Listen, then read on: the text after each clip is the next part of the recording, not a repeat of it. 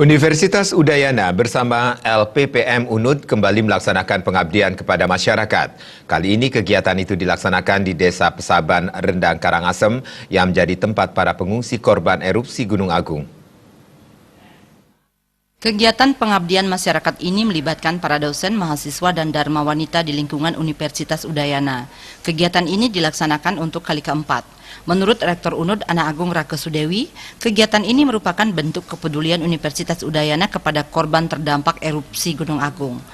UNUD ikut berbagi dengan korban yang terdampak erupsi Gunung Agung di wilayah Desa Pesaban.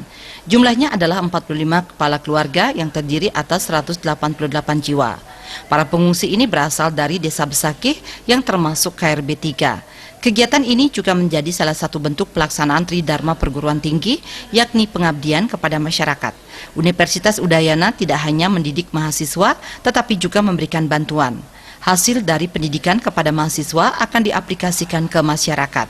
Universitas Udayana sebagai lembaga akademik yang bertugas untuk mendidik, meneliti, dan mengaplikasikan hasil-hasil penelitiannya ke tengah masyarakat sehingga bermanfaat dan bisa dirasakan manfaatnya oleh masyarakat. Khususnya terkait dengan bencana Gunung Agung, Universitas Udayana melalui Lembaga Penelitian Pengabdian Masyarakat di bawah Prof.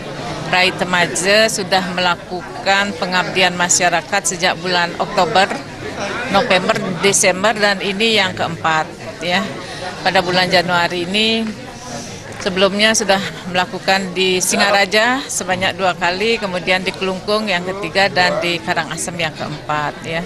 Sementara Ketua LPPM UNUD Rai Maya Temaje mengatakan, dalam setahun UNUD melaksanakan 2 kali pengabdian kepada masyarakat yang kali ini melibatkan 746 mahasiswa ke 46 desa dengan tema KKN LPPM UNUD Mitigasi Bencana.